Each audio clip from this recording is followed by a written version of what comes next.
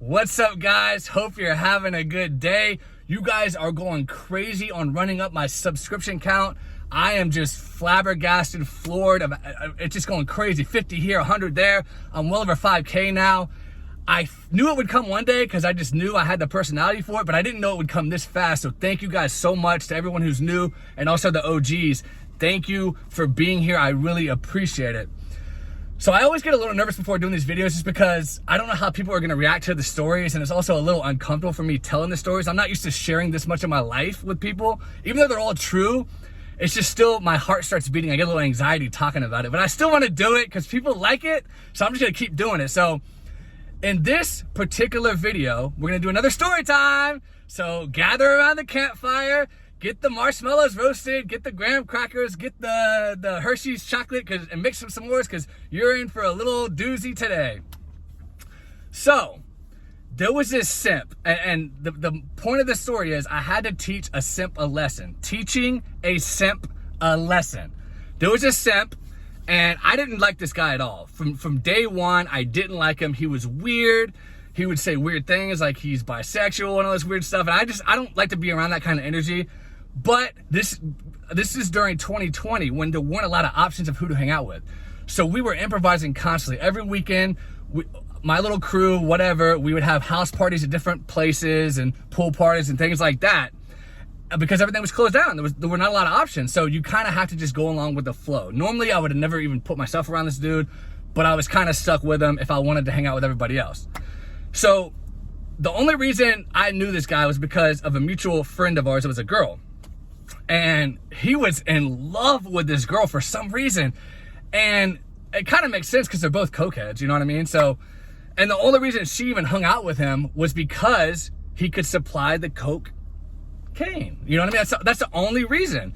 But he was like in love with her. She played me some voicemails one time where he was like, I fucking love you so much. How could you hang out with him like that? I can't believe you're doing this. I want to marry you and you're a piece of crap mother. Because she has a child and stuff. Like, just went crazy on him, man. Voicemail to voicemail. I'm sitting there like, why do you put up with this duck? Even though I know in my mind why. Because he can get blow for you and you like doing blow because you're a blowhead. You know what I mean? So anyway, so I had to put up with this guy. Such a simp, such a cuck, such a duck. So anyway, one day we're doing our regular little 2020 house party. We're in a new house I've never been to before. And one of the dudes was like, let's go on a blow run. A blow run. They were all into that. I'm not into that, but they were all into it. And me being the drunk guy that I was, you know, I'm going with the flow. I'm like, yeah, let's go. I'll go with you guys. I'll ride with you.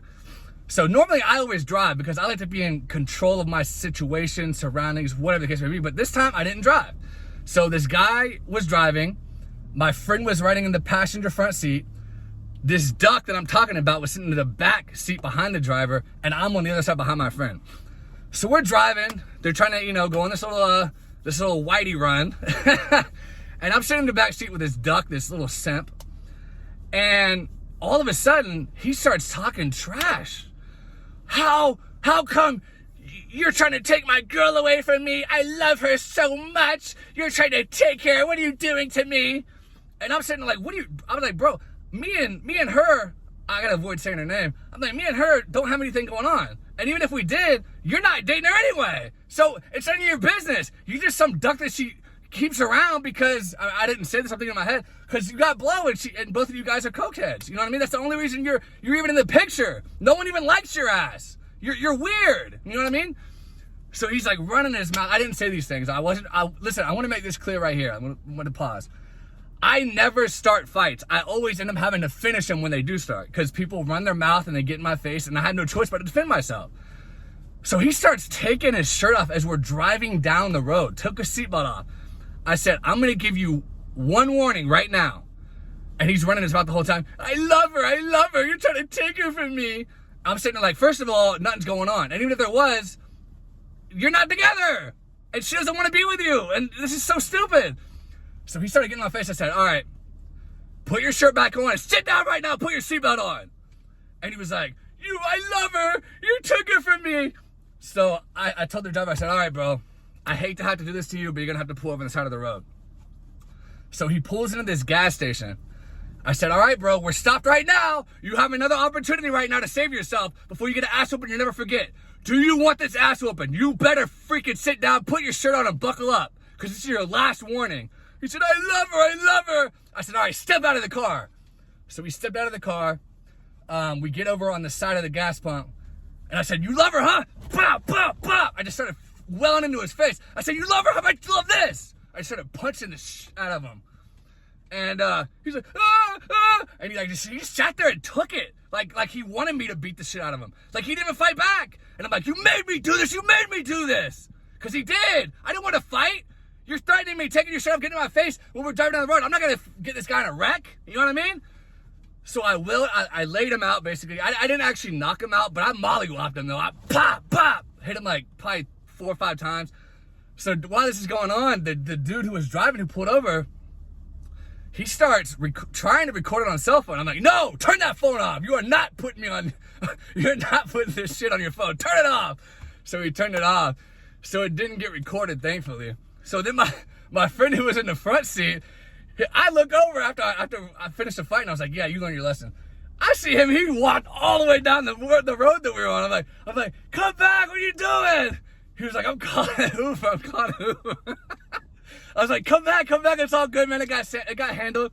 So the dude that I mollywopped that I laid into, he had to call his brother to come pick him up. He got a ride. We hopped back in the car and I was like, bro, sorry that had to happen like that. I didn't want it to, but this guy you saw him getting in my face, threatening me, taking his shirt off. I had no choice. I'm not gonna get in a fight in the back of your car and have you wrecked. That's why I told you to pull over. You know, I'm smarter than that. I didn't want to fight. So I was like, man, I just want to say, I didn't know this guy that well, so I just want to say thank you for not like taking off, because he could have easily left or whatever the case may be. So I was just like, thank you for chilling and waiting. He's like, yeah, no problem. So me and him kind of ended up becoming friends after that. And so he took us back and the night went on as planned. But the next day, because he had been, the guy that I mollywopped had been at my house earlier that day. So he had to come by my house, and I guess he left some things there, picked it up. And then his brother, who I also knew his brother, was like, yeah, he said he didn't remember even what happened last night. He just woke up, his face was hurting or something. And I was like, bro, he was in my face, taking the shirt off. I was like, I didn't want to do that to your brother, but you see how he runs his mouth and simps for this girl. He needs to stop being a simp and be a man. So anyway, guys, moral of the story is, don't do drugs, because you see what it leads to when you're out of your mind on that shit. Don't take your shirt off and threaten people unless you want to get your face messed up. You know what I mean? Because I'm not even a fighter like that. But when I got to handle business, when I got to defend myself, I got to do it. And also just don't be around a bunch of cokeheads and weirdos, because then that happens anyway. So anyway, guys, I'm going to leave it there for today. There's more I could say, but that gives you the whole gist of it. And maybe I'll do some more stories from 2020, because there's a lot going on during that year. A lot of drama, a lot of crazy stuff. And I know you guys love drama, right? I hate it, but for YouTube, it's good. It's good for YouTube. So please subscribe if you've never been here, if you like stories like this, because I'm going to have a lot more raw to the bone stories. I hope you love it. We'll see. But subscribe, give me a like. Let me know in the comments if you've ever been in a situation like this where somebody tested you and you had no choice but to like take care of business. Anyway, thank you guys so much. You guys are going crazy with it. I love you so much, and I will talk to you guys later.